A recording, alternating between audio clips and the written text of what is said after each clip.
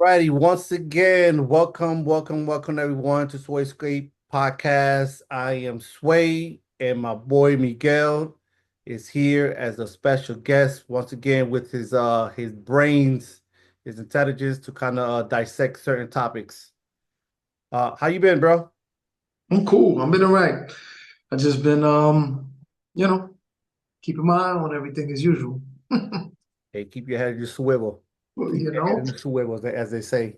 yeah. That the last discussion we had, man, was obviously the CEO that got gunned down, United Healthcare, CEO got gunned down. So just a little update. I believe obviously the cops are still doing their investigation, but the last update that I got, and you can correct me if I'm off, they found backpack in Central Park. Yeah. Allegedly. Allegedly. Yeah. Yeah, because that could be anybody. They Right. abstracted some DNA, but now they're trying to pinpoint to see if it's even in the database. I think they have a water bottle that they found, and I believe within the backpack they found some funny money, Monopoly money. Mm. So Hmm. the investigators or detectives was saying that might be a sign that he's playing games with us or with the law enforcement. I mean, you Oh, think? man, that's a Yeah, little you cat and mouse think? game. Yeah, I mean, it's I mean, now it's getting to the point where, what are we really dealing with here? What's true, what's not true? I don't know. I seen the book bag. I seen, the Monopoly money inside. They posted a picture of it. Um, what you just said were my exact thoughts when it came to the DNA situation. And because it's like sometimes the system has the public at large fooled with regards to the science surrounding DNA. So, you might have, John Q. Citizen or Jane Q. Citizen believing that, oh, they found DNA evidence, that means they got him, where really there's a lot more that goes into that. And exactly what you said, if there's nothing in a database, then there's no match and there's no connection. There has to be a match and a connection, and you have to assume that this person may have committed a crime in the past, or he's in some type of database that's going to have his DNA profile. And if it's not, which the majority of people don't have a DNA profile in the database, then it's nothing. Yeah, absolutely. The thing also that was kind of interesting was when you look at from the very beginning how it was a very orchestrated event that took place, very calculated, and then he drops the bag intentionally with DNA. That right there, it's kind of doesn't really make sense to me. If you're gonna go all the way and be calculated, why leave some DNA remains behind? Yeah. So And not for nothing, just to give even more context, DNA can be extracted from a number of things. yeah, And it doesn't mean that they'll get a complete profile to store in case they find the person. Um, it could be an animal hair. It could be, a variety of things that they could get DNA from that don't even have to be from a human source. So it's like to even throw that out there, it's just, now it's this is to me, this is turning into like a propagandist circus, because the science world knows the amount of faith that the justice system puts into DNA. And so to throw it out there it's just as if it's a play on the intelligence and the minds of the people, to make it seem as though we're getting closer, we're tightening the noose, it's only a matter of time. And it's like, come on. Yeah, yeah, definitely. Yeah, that's the bad point right there. The pictures that came into play. And to me, it looks it looks kind of awkward. You got obviously the picture that they found that they had in the surveillance camera. Well, it appears that he has all black on. It appears that Jack is black. Also got the mask, got the his blinky silencer, and then I don't know if it was a day later or 2 days later, they had the hotel. Well, that person of interest removed his face mask, flirting with the Yeah, with the hotel hostel. service lady. They were at a hostel. Right. Yeah, hostel. Right, right. So, but that jacket, it looks like the jacket His pockets. is, yeah, it's still different. It's green. It's camo green. And then I just seen a third photo. I don't know if he was coming out of a car or going into the back seat, but he's popping out the window. And that jacket looked like an old school little bubble jacket, but it's black. And it doesn't have the pockets over here. So I was like, ah, man. Is this Oh, could be a mistaken identity? let's not forget that they said there was a jacket in the book bag. Oh, okay. I missed that one. Yeah, they said it was a jacket in the book bag. I read that in the I believe it was either CNN or the New York Daily News. But like we were talking about outside of this, it all boils down to a common tactic that law enforcement uses, and they literally have playbooks, right? That detectives have to learn, okay, when they go through their training. And these playbooks were written by, people that are supposed to be experts in investigation, okay, from different countries, from this country. They try to make sure it's all within the bounds of our constitutional rights. But they tend to go by this playbook, and this same playbook has been used time and time again throughout this country, and it has so many holes in it because it has proven to be a system that law enforcement utilizes, which they create a case around a suspect as opposed to taking the facts that they really have, right, and finding the perpetrator of the crime. So when you have a suspect and you're desperate and you really want them, law enforcement generally tends to create the facts around that person. Because, let's say if it wasn't the person, they'll say, damn, we don't know how this person got over here. If we have evidence that they were over here, well, this is the way that they had to have done it. So now that's the way that they start to create the facts. So then they'll say, well, look, get me some evidence of that.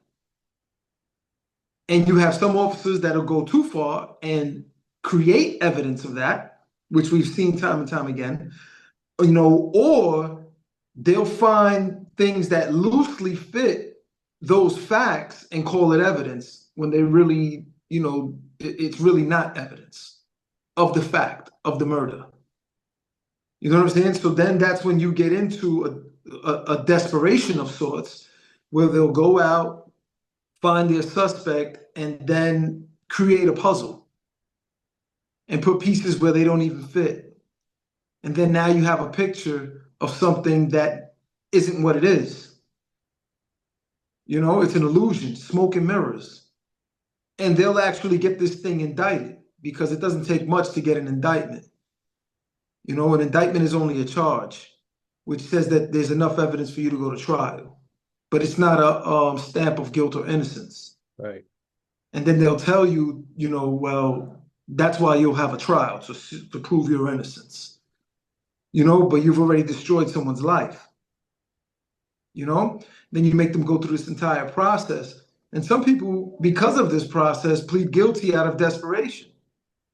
You know, because when it comes to a murder, especially one of this magnitude, you know, they're definitely not going to offer a bail. You know, you'll be stuck in jail, you know, with any form of criminal that there is, whether it's low life, you know, whether it's financial crimes, blue collar crimes, or white collar crimes, you know, whatever the crime may be.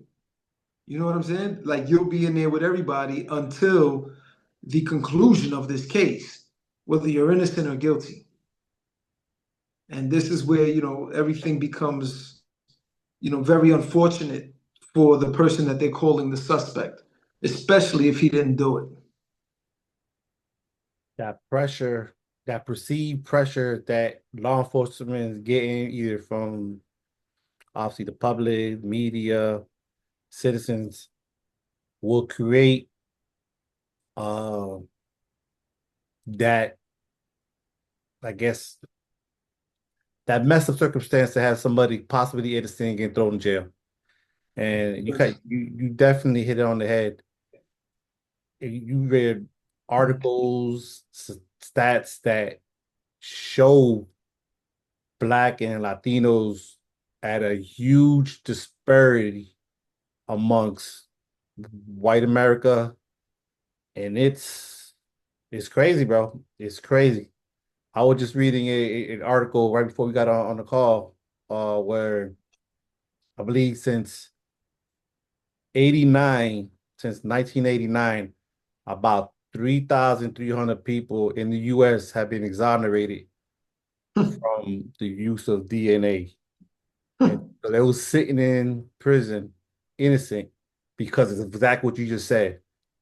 Yeah, I mean, listen, with DNA, there's a lot to that. And you know, I have my own theories with regards to the use of DNA evidence. It's to me, it's similar to the fingerprint, right? Initially, you know, the fingerprint was a strong piece of evidence, right?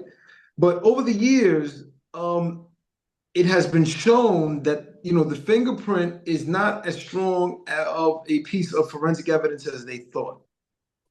Okay, and it's because of the way that they extract it, the fingerprint, and the way that they try to match it. Okay, so now a lot of scientific evidence on the defendant's side has come into play to make it not as reliable as it once was. Similarly, the what's the name of the test? The lie detector test, the polygraph. Oh yeah, autograph. Same thing. Once upon a time, the polygraph was heavily relied upon to determine whether someone was telling the truth or telling a lie. Now it's not even admissible in court. Mhm. Okay, and the reason is because as time goes on, you know, science reveals itself where one theory gets overtaken by a newer theory or advances in, you know, technology. So my theory now with DNA evidence is this. They say, they meaning, you know, the scientific world that's involved with DNA, that when you do certain things, right, to your body and introduce carcinogens to your body, you destroy or alter, right, your DNA structure. Okay? So now, let's take that as truth, just for argument's sake. We destroy our DNA structure by drug use, alcohol use, introduction of certain elements that we know cause free radicals to enter the body and destroy our DNA, causes cancer, causes what is that? Biological mutations in children, things of that nature. So let's say last month they found some DNA, right? And I mean, I'm not a DNA specialist, but I'm just throwing this out there for the sake of people to critically think about this. All right. And let's just say you introduced something. Let's just say that they took your DNA or they found your DNA. They put it into a database and held it there, right? And then throughout the course of the years, you drinking, smoking, doing drugs, introducing all kind of elements to your body that were carcinogenic, destroying your DNA structure. And then they took another match later. I mean, or they took another, what do they call it? A sample of your Yeah. DNA. Oh, that's the sample. Yeah. And then they take another sample, but it doesn't match your original sample. Mm. Because you've altered it.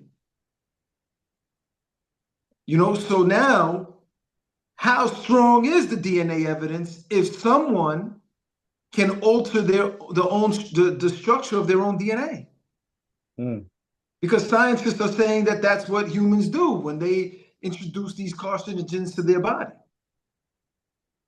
That's interesting, bro. I was thinking how that change and alter a test. First test different from test two. That's what I'm First, saying, interesting. right? So now this argument can be used against people that they took a second subsequent DNA test, or once upon a time there was no DNA test, but throughout the years the structure of their DNA was I guess altered, and on the flip side of that is making people's DNA match somebody from 100 years ago, because now their DNA is altered.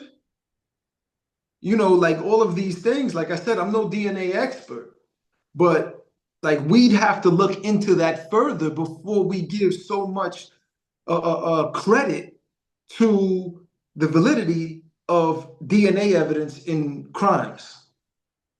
I was just looking it up as you was talking.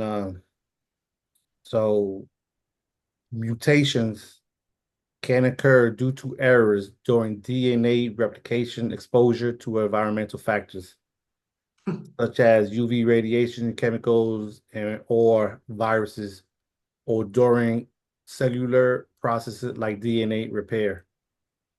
I mean, look, in all honesty, as a layperson, right, looking at it from the outside, looking in, that statement in and of itself, for any judicial body, should invalidate, DNA in and of itself, the confidence that we have in, the DNA process.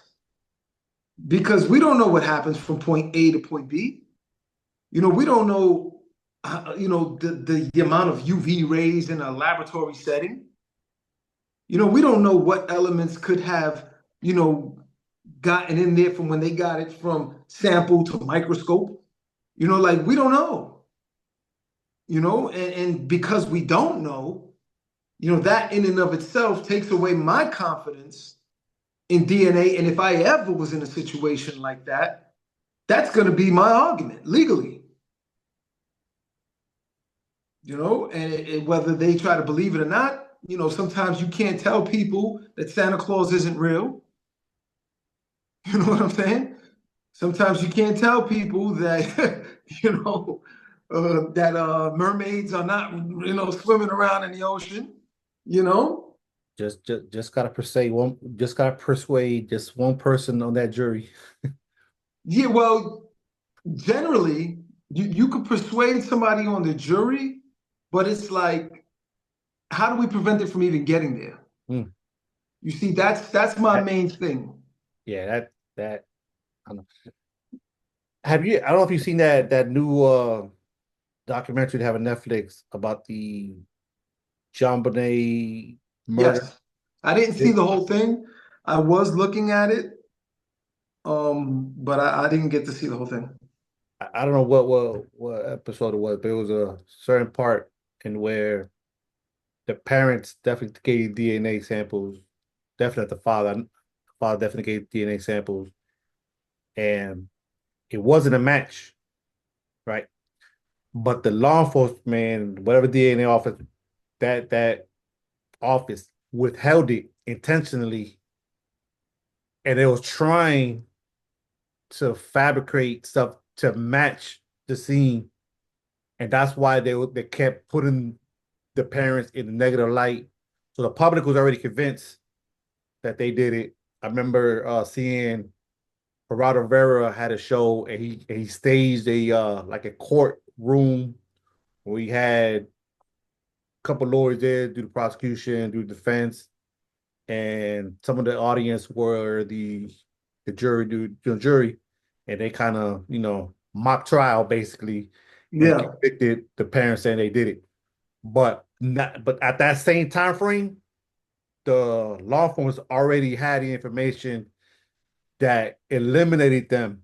It was clear, but they withheld it. But they wanted to get it because, like we talked about earlier, that desperation, that pressure, they was like, well, we know they didn't do it. We can't find the actual perpetrator, but hey, this is the closest thing we're gonna get. We need somebody behind bars. Listen to me, That's man. that. Um, I mean, you're already aware of circumstances that I've been through. Um, and when they indicted me, right? They indicted me for it was initially it was murder and it was murder and felony murder. Those were the two counts in the indictment. Okay. Now, I had gotten arrested on a parole violation, right? And I had not received any type of charges. Then, right before I was to be released for my parole violation, they charged me with those two charges and put a detainer on me so that I couldn't be released. Okay. That was 6 months after the alleged crime occurred. Okay. So now, when I get to discovery, I read through the entire discovery with a fine tooth comb. Okay, every page. I mean, when you read to like you feel like your eyes want to bleed. You know, there's documents in there that I've read over 50 times, right? Just to make sure I'm reading what I'm reading. And so the first thing that they did was they already had somebody charged with the crime, a white person. Mm. Okay. They had evidence that the white person lured someone, okay, to the home, and that another person who was identified, okay, actually committed the crime. All right. So what they had was this white person whose grandmother worked for the courthouse. Okay. They had her identify me and the other person. And when I was reading the statements that they made, they repeatedly told her, repeatedly, look, we don't even want you in this situation. Okay? We don't even want you as a suspect. We would love to see you go home, but we need you to identify these two people. Mm. And then they hand them a picture and they say, are these the two people that committed the crime. All right. So now, what do you have in that particular type of situation? You have someone that's being induced, right, to identify two people and then coerced and guided into who they want to be identified. And the inducement is, look, you're going to go home. We don't even want you in here. You understand? And ultimately, when that person identified me and the other person, right, by the direction of the authorities, they turned around and not only released her, but gave her a plea agreement. And once the judge finds that there's a factual basis for the plea agreement, right? Now it takes a whole nother turn. Because remember those key words. A judge finds that there's a factual basis for the plea agreement in order for the person to receive that plea agreement. And if a judge makes that finding, that means that what the person is saying is fact, and it was found to be fact by the judge. Right? So now how much credibility does that give to the statement and the witness, even if they're lying? Right? A stamp of a judge. Yeah. That's the seal right there. That's the seal. So now they know that because the person switched up from their initial statements to the statement now they got to find somebody else to co-sign that. So what did they do? The other individual, they created a script for this person, because I read that statement as well, because they record it and then they transcribe it. So now when they transcribe that one, the sheriff deputy is there feeding the witness, okay, telling the witness verbatim, okay, that we don't want you as a suspect. I mean, we don't want you as a suspect. We would rather have you as an eyewitness. What we can do is we could go back to the prosecutor and tell them that we believe what you're telling us, because that's what we want to do. Okay? So then the witness is telling them, while they're saying this simultaneously, because it's typed up and written, he's saying, I'll tell you whatever you want me to tell you. What do you want me to say? I'll tell you whatever you want me to tell you. And they're saying, we just want you to tell us the truth. Because we know that, right, we know that the truth is this, that, this, that, this, that. So what does he say? Okay, yes, that's exactly what happened. That's what happened. That's the truth. And then we have an entire 2 hours of this, you know? And then they're telling him, well, we're going to go to the prosecutor and tell him that we believe you, because we could get the prosecutor to either give you a deal or not give you a deal. You know, but we want the prosecutor to be on your side. So we want what you say to be believable. Then they said, so what was the murder weapon that he was using? And then he said, I don't know, maybe a baseball bat? And he said, a baseball bat? Now listen, I'm reading this, and they pass him a piece of paper, and it says, or did it look like this? Plant that seed. And then he said, oh yeah, yes, it was a rubber mallet. It was a rubber mallet.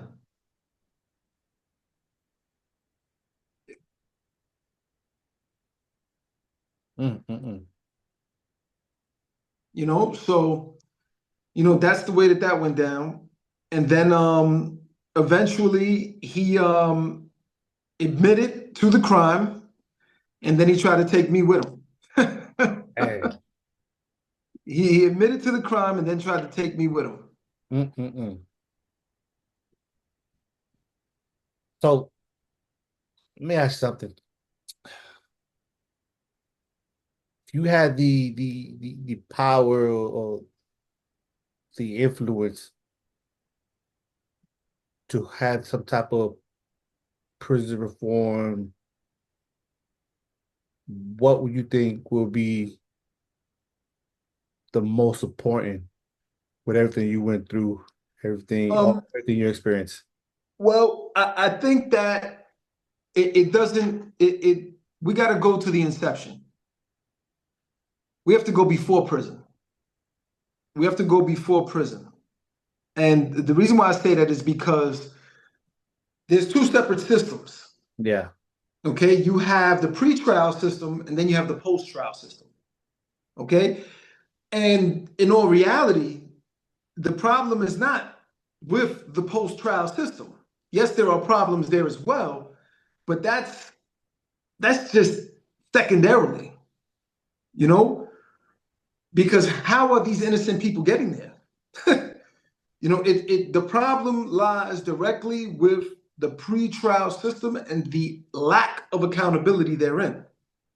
Okay, the lack of education, the knowledge that there's a lack of education with the majority of people coming into the system, because it's an abuse actually, where they're taking advantage of the lack of intellect of those who are coming in, their lack of knowledge of the legal system, their lack of knowledge of legal jargon, okay, where half of them don't even understand what's being said in the courtroom, okay, and they're taking full advantage of that. And they're processing people as if they're sheep to their slaughter. And they're feeding the prison system with these uneducated, unknowing people that they become more educated in prison of the system to fight their case, but then it takes them 10, 20, 30 years. Because you got to remember, once the stamp of guilty has been placed upon these individuals, now they're just crying wolf. Yeah. The look at the average years served for wrongfully convicted individuals that spent 16 years behind bars before being exonerated. And that, So, what is that? The Innocence Project. let's look at this. We have to look at it from a Taoist perspective. Let's utilize a Taoist perspective, right? In Taoism, they say in the Tao Te Ching, written by Lao Tzu, that the way is to see a problem before it becomes problematic. To see the smoke before you get to the fire. Okay?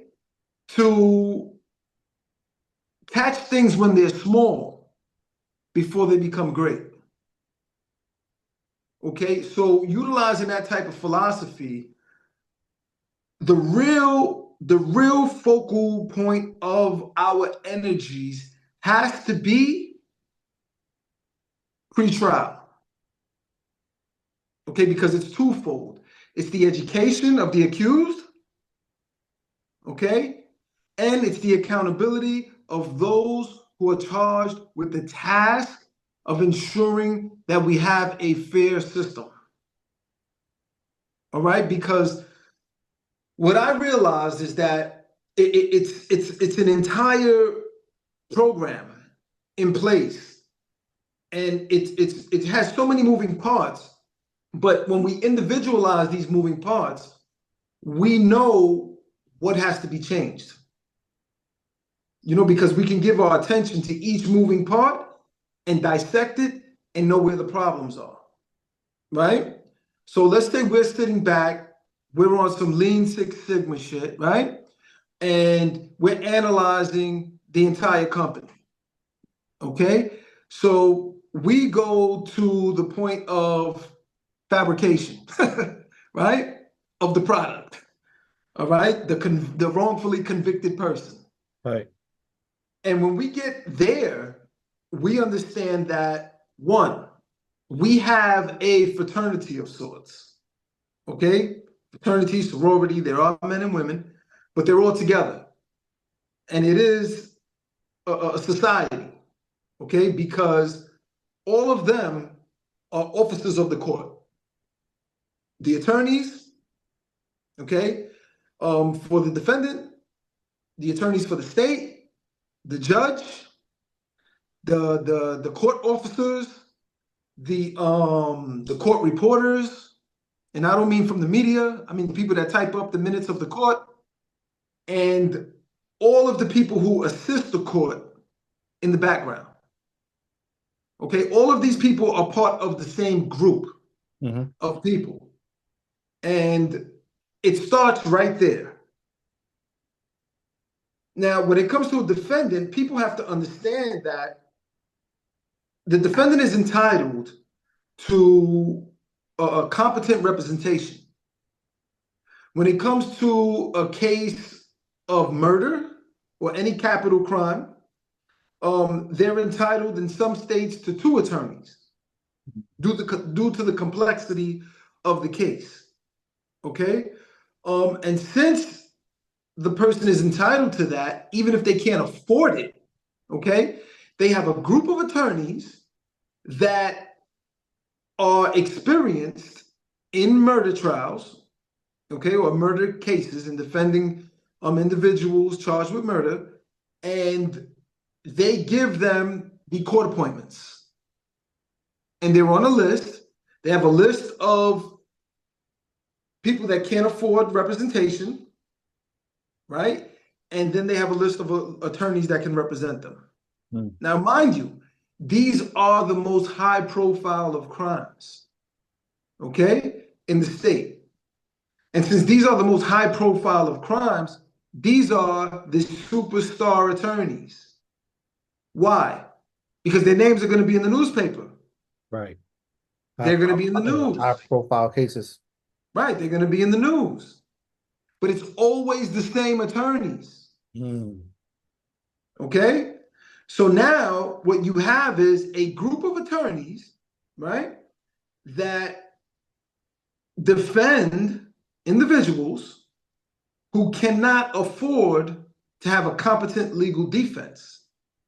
Then you have a prosecutor's office who has a team of attorneys as well, and these two are always in communication. Whether they're defending Joe Blow, Jane Blow, Fulano, whoever, all right?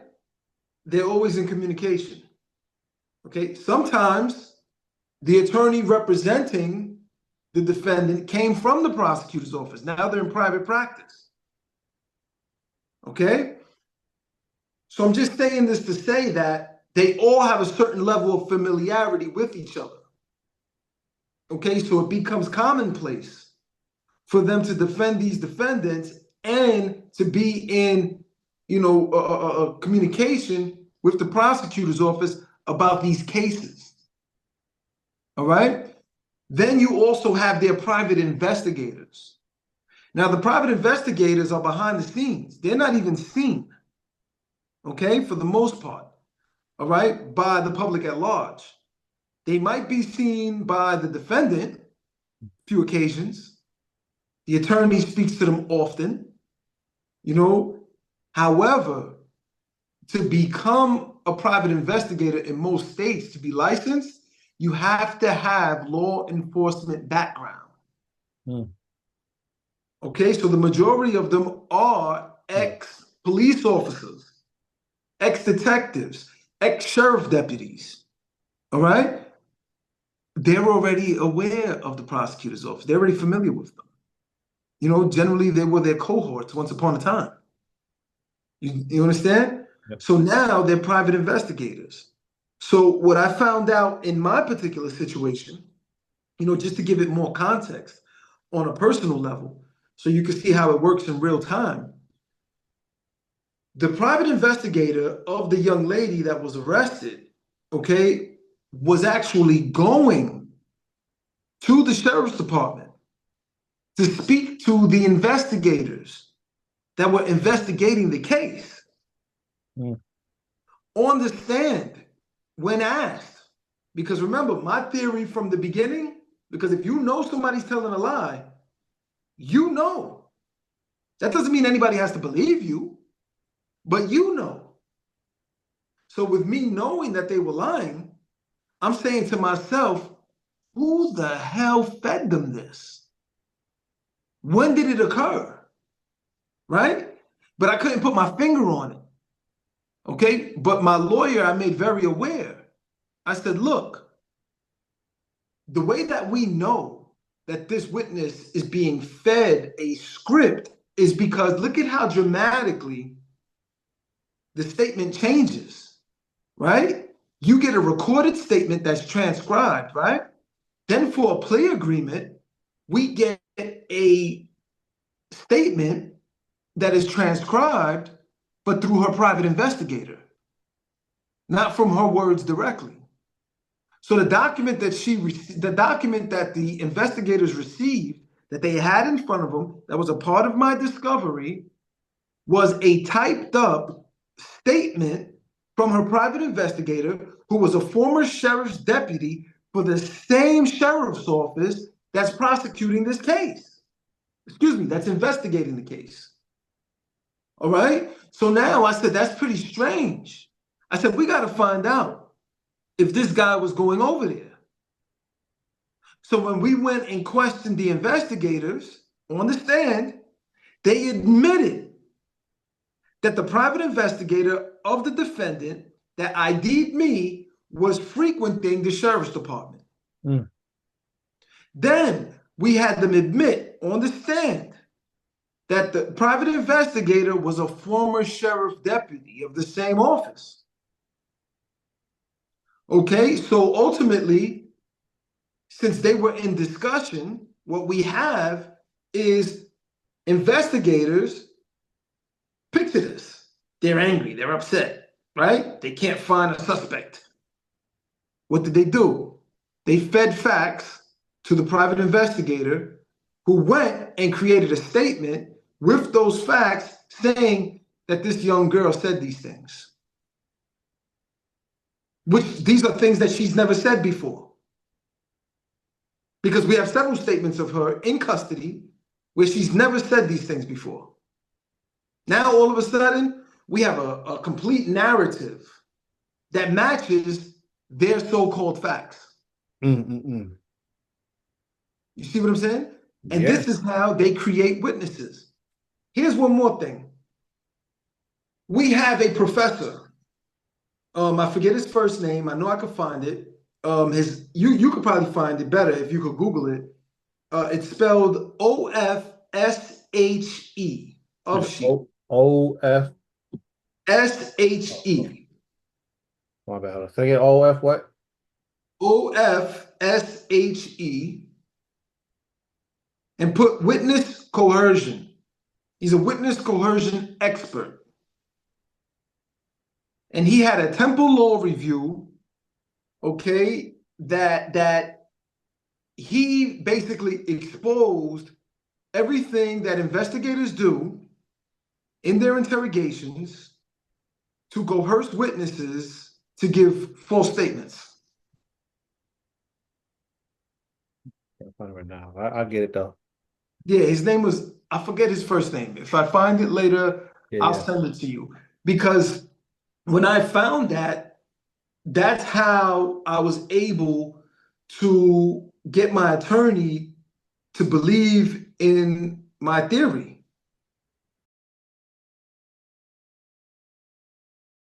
Because I'm telling him, like, look, there's an academic body of people that are actually, uncovering all of this false testimony.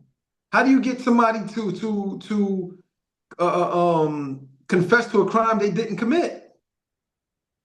And they're actually studying this, and they're writing reports on this, and they're doing investigation into this, because it's a very tragic and unfortunate phenomenon that's happening in this country, where you see time and time again people confessing to crimes that they didn't commit. Yeah, man. I'm gonna say this to folks that's listening, to those brothers out there. Definitely educate yourself on the laws to definitely help you out in the future. And this something you just put out some contributing factors to what even Miguel was alluded to in his personal experience. 63% of wrongful convictions involve eyewitness misidentification. We was talking about that earlier.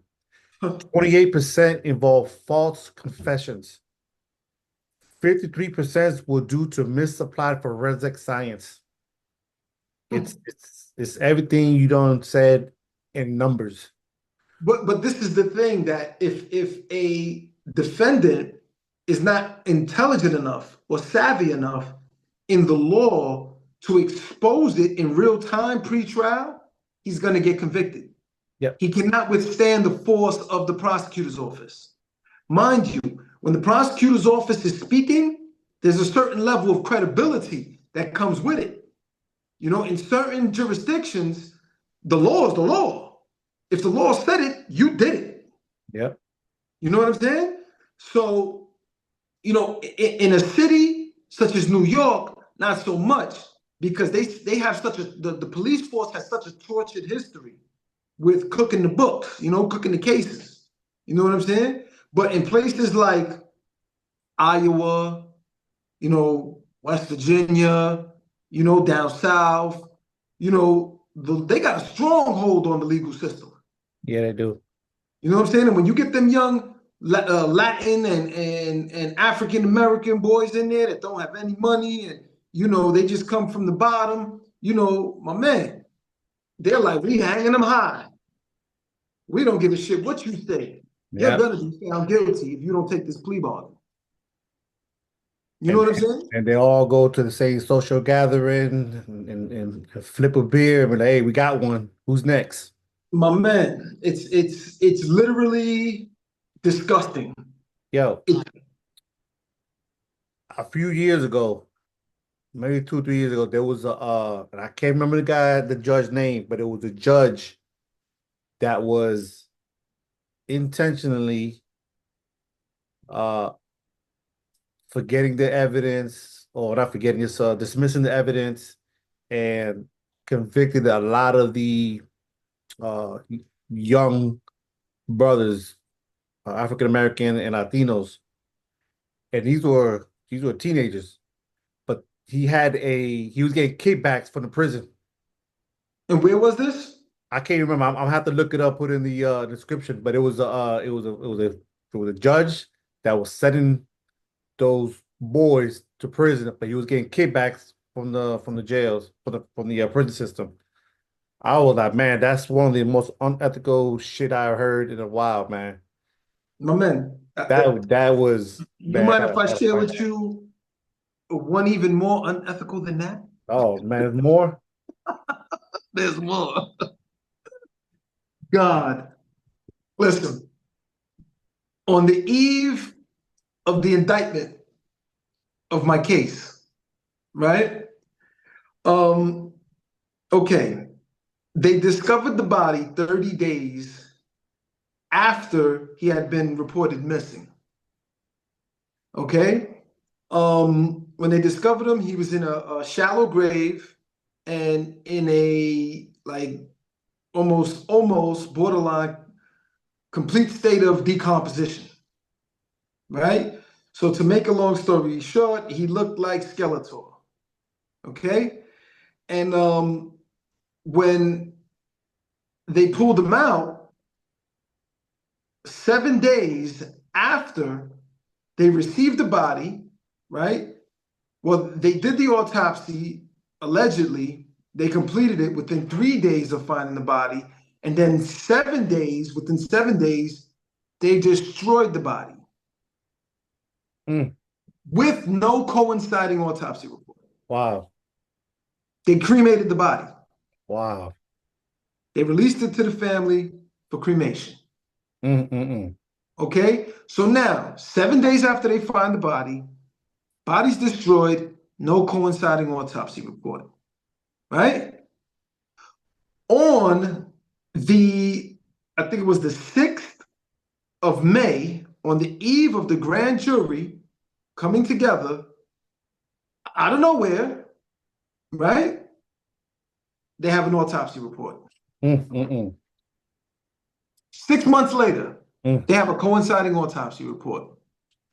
And in the first 3 pages, it clearly states that there was no evidence of injury other than a broken rib. So our theory was that the broken rib came from when they pulled him out of the ditch, because in the pictures, he had one clear patch that was like a rectangle in shape, clear patch to the skin, right here on his side. And remember, they're pulling him out of the dirt. So the rest of his body is full of dirt, except for that patch, which I believe they used to flip him over, right? Because he was buried, they said, face in the ground, to the ground, ass cheeks up, and then they flipped the body over, boom, right? So we believe that may be where, we don't know for sure, but that's probably where the broken rib came from, because it was exactly in that section, but on the opposite side. And when you're dealing with a dead body, of course, you're dealing with all that post rigor mortis, body stiff, very fragile, bones, joints, anything can break. But no other evidence of injury. But the conclusion was that he died as a result of blunt force trauma to the head, and that he was beaten to death. Mind you, no fractures to the skull, no fractures to the face. However, the script that the witnesses gave were that he was beaten for 20 minutes to an hour. 20 minutes to an hour, he was physically beaten with a rubber mallet, right? But there's no evidence of injury. But yet they come to this conclusion.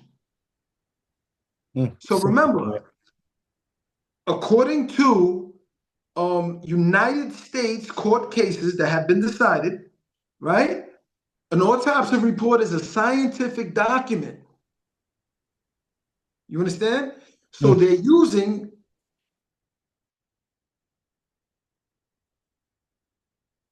the autopsy report, a science concocted, which means that they pulled in the office of the medical examiner as part of this conspiracy to get me convicted.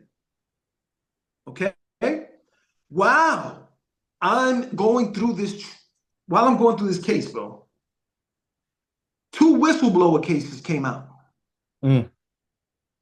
from the office of the medical examiner. Okay? One, and both of the girls' names were Regina White, Regina Reynolds. Regina Reynolds stated that she had found a body in the closet. She told her immediate supervisor, and the body was the body of a person that they had already given another body to the family of. So they don't even know what body they gave to the family. So the supervisor told her to destroy the body. Listen, there's newspaper articles on this. You could Google it, research it, look it up. Regina Reynolds, West Virginia. Damn. Office of the Chief Medical Examiner. You'll find it. Okay?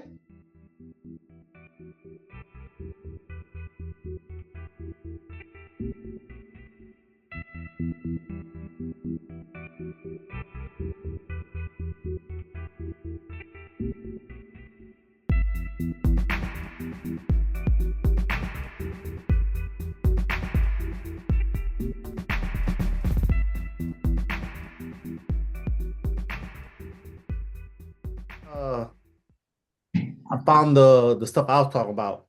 What's that? So the judge, Yeah. it actually was 2 judges, and it was in Pennsylvania.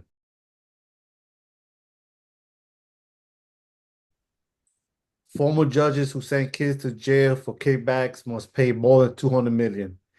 Had kids as young as 8 years old. Oh, does this have to do with Glenn Mills? No, no. One of the judges called, his name is, No, Glenn Mills was a juvenile detention center. no, I don't know how to get that far. But the judge is Michael Conahan, Yeah, I never heard of him. and the other one, I probably can't pronounce his last name, but it's Mark Ciavarelli. Zuckerberg? What is it? Yeah, so, Nah. but yeah, man. Pennsylvania Supreme Court threw out some 4,000 juvenile conviction involving more than 2,300 kids after the scheme was uncovered. So, God. but I mean,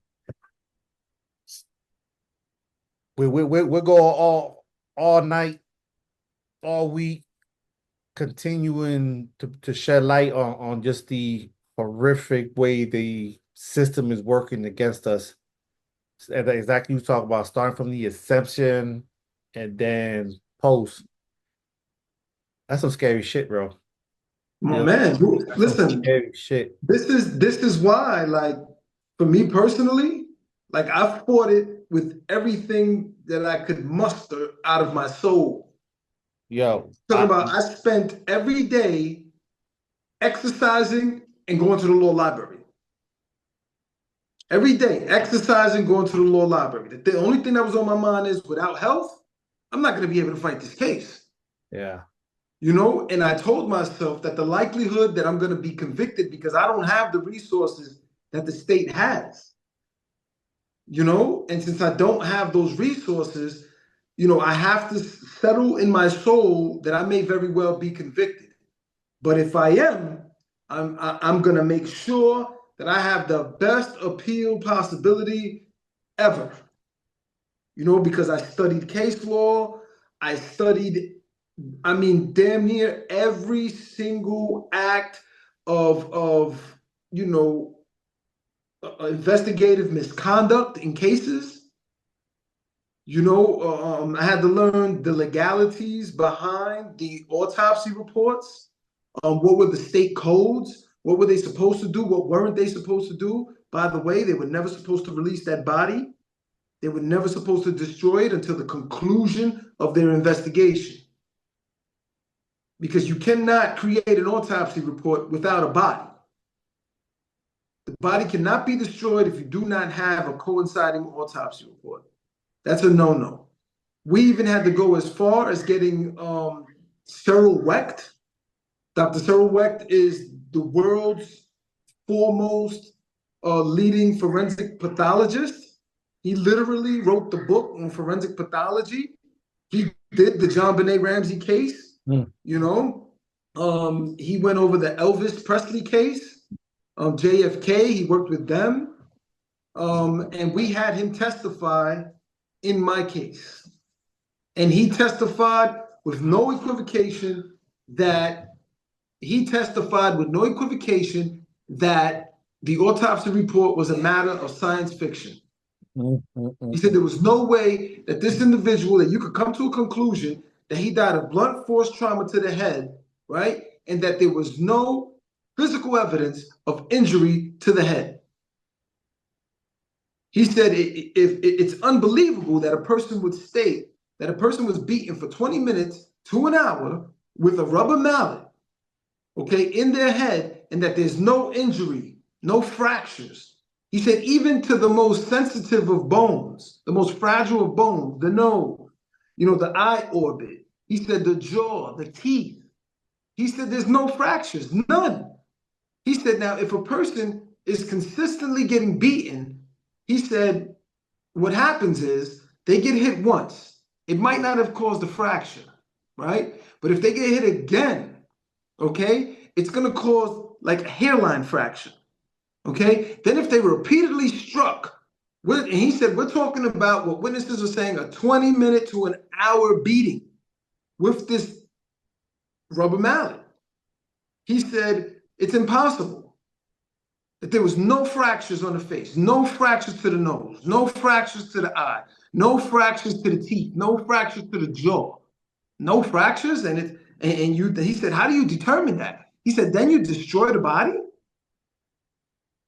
without a coinciding autopsy report. He said, I would have never let go of the body. Why would I do that? I'm still in communication with investigators. Destroying the body is destroying the only piece of evidence that you have that could corroborate this story of a beating of 20 to 45 minutes. Why would you destroy it? So he was like I said, he said it was a matter of science fiction.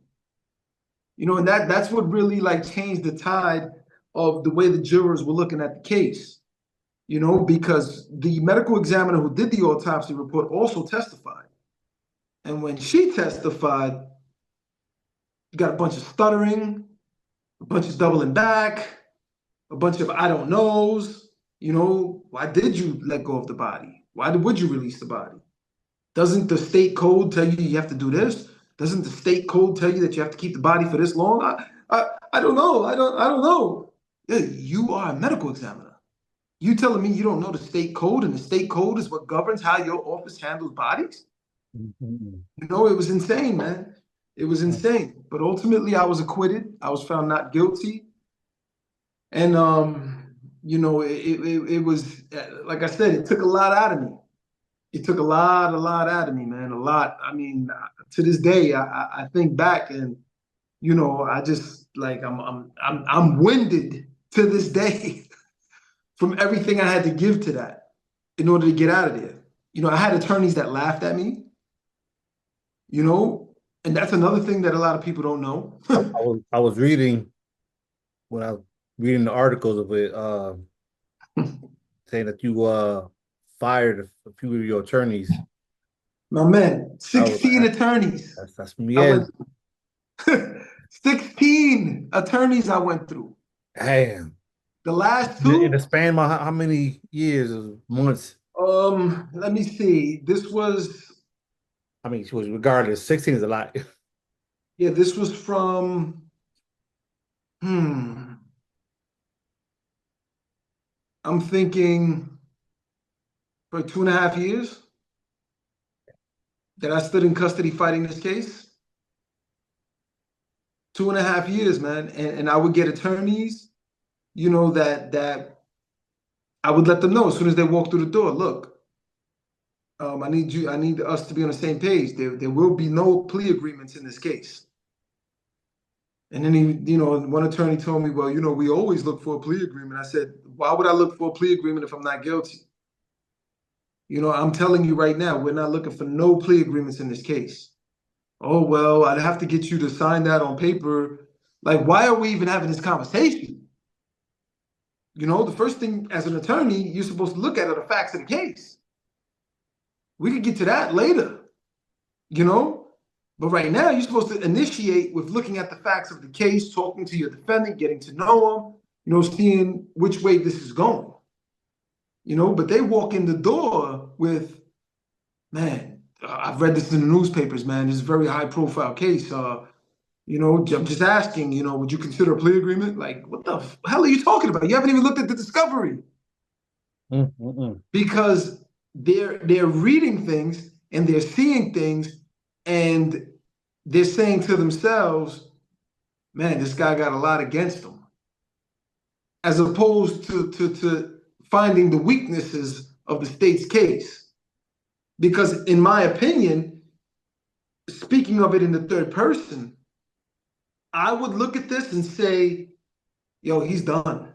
Yo, he got 2 eyewitnesses against him. They're claiming that this is the murder weapon. The autopsy report reveals that the guy was beaten to death. I don't know. You know what I'm saying?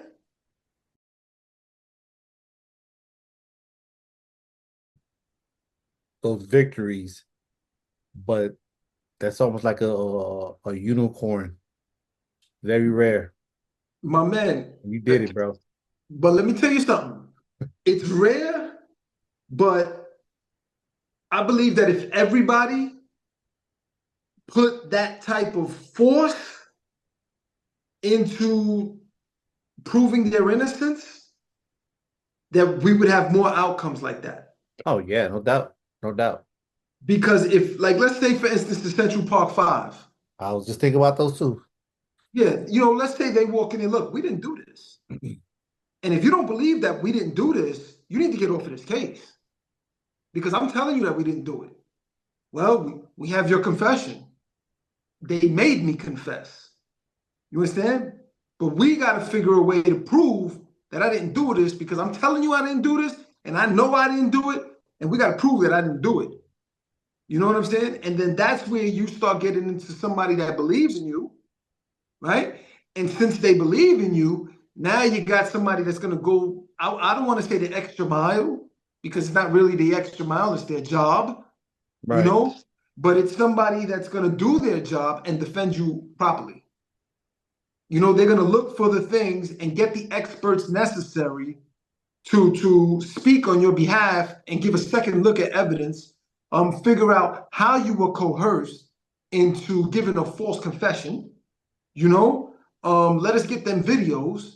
And I'm speaking in regards to the Central Park Five, because they actually so-called confessed, but there was no evidence to prove that they did it. Yeah, none. So they were convicted based on their false confession. Confession. Yeah. So we like I said, there has to be that energy that I'm not going out like that. I'm not going out like that. And if I don't have an attorney on my side, then I'm not going to have an attorney on my side. You know what I'm saying? Every single attorney that came in, I tell you, the one attorney that laughed at me, because he told me, he said, well, they got your cell phone. Because that was another factor. They had the cell phone pinging in areas where the crime was committed. Okay? However, the person that confessed that he committed the crime, right? He had my car. Now, a lot of people don't know this either, but if they don't know it, the Cadillac DeVille, okay, charges the phone even when the car is turned off. So there's several times. I do it to this day. When my phone is on the USB charger, I leave the shit in the fucking car all the fucking time. I got to go down there and get my phone. I tell my son, yo, get my phone for me in the car. So when I loaned the kid the car, my phone was in the car. But is your phone you? Nope. Never. But you have these investigators who refuse to do the right job the right way. You know what I'm saying? Or what they say in business terms, total quality management, do the right things right the first time. You have these investigators that refuse to do that. So they try to make an electronic device you. You are your phone. You are your car. And we know that that's bullshit. Yeah. They even got this thing that they tried to use in my trial now. It's called cell phone psychology. Just listen, man. They come up with all these strange things. And cell phone psychology states that the calling patterns of that are connected to the cell phone account can prove that it's you making the calls. Yeah, right. Because of the cell phone pattern. It proves that you made the calls. But the argument against that, as well as with any theory, is what? My man, if we're in the same circle and it's a tight-knit circle and it's a small circle, we know the same people. So how many times has somebody from your tight circle, your tightest circle, used your cell phone to call the same person that you both know? Frequently. Right? And that was the argument. Like, come on, let's be for real here. This is what happens in real time. People let people use their cars, okay? People forget their cell phones in cars. People call the same people that they know from those same cell phones. Hey, let me get your phone. Let me call your sister for me. My phone is dead. His sister might be your wife. You know what I'm saying? But it happens all the time, Yep. more frequent than people even understand. Yeah. Yeah. That when you just say that term, that sounded BS, but But these are the tactics that they use when they create these suspects and try to build a case around him instead of doing the real investigative work and finding out the truth. And if the truth doesn't match what you're thinking in the back of your head, you have to know when to let it go. And they refuse to let it go. And that's why so many innocent people are going to prison. Because of their refusal to let it go when they don't have the truth. They start creating the truth. They start creating all of these things. They start creating facts. They start manipulating governmental agencies, like the Office of the Chief Medical Examiner. They start manipulating the prosecutor's office. They manipulate witnesses. They'll manipulate anybody just to make it fit their script. And like I said, so the poison is at the inception. And that's where the focus of the energy needs to be in order to stop this madness. Fuck wait until people get to prison. yeah. You know what I'm saying? That's when it's too late. Yeah.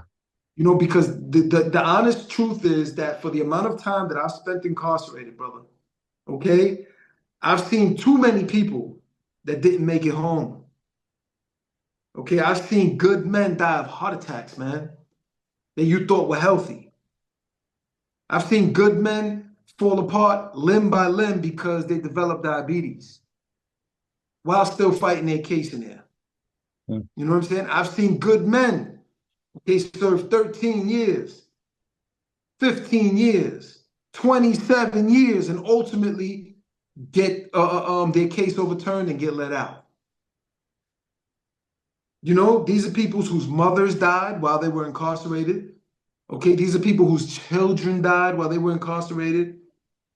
Siblings died, overdosed, all the above, man. Any manner of societal ill will touch that person while they are wrongfully incarcerated. And they can't get that back. There's no amount of $1 million that's going to help that. None. And that's the unfortunate tragedy of that end result. And that is why the focus can't be in prison reform. It has to be in pretrial reform. No doubt. Man, that was a definitely great conversation. I definitely appreciate you sharing your personal experience. It it definitely has an eye opener of you, obviously, because it's a lot of cases that we hear. Obviously affects our community big time. African American community, Latinos, it's wild. But I appreciate you showing your vulnerability and letting your story be heard. Hopefully in the future we'll continue to fight this and make some minimal changes and other people can join along to the movement and have that pre-trial reform and then move on to the next if it gets to that part. But definitely, man, you kind of broke it down, Lee Six Sigma style. You know what I'm saying? Hey, Yeah, man. that's a credit to you, man. You put me Yeah. on to the black belt, brother. All right. Hey, man. Any last words before we cut loose? Nah, man, I appreciate you creating this platform. I'm sure that there'll be individuals that are able to benefit from it, whether at a scholarly level, people that are just helping out other people, and it gives them the stepping stone or at least the guidelight in which direction to go when they do encounter people that are in these situations. There's a lot of people out there that are involved in prison programs, from in the colleges, the law schools, and a lot of them are young. They've never been to prison. They've never personally encountered these type of circumstances. So some of them, when they get involved, They don't like really know how to navigate. They have a lot of zeal, they're on the right path. They have great energy, but they have to have a clear way, to know what they're looking for, where to look for it. You know what I'm saying? And I hope that, they're able to see this and, it gives them that. No doubt. All right, close it out. Once again, appreciate everybody joining in. I'm Sway. This is my man Miguel, and appreciate y'all joining Sway Skate Podcast. We'll see you again in the next episode. Peace. Verdict is in the Miguel Quininos trial, not guilty. The judge announced that verdict to stunned relatives of the victim who thought the outcome would be much different. The jury determined, we, the jury, find the defendant, Miguel Quininos, not guilty. Jurors reaching a decision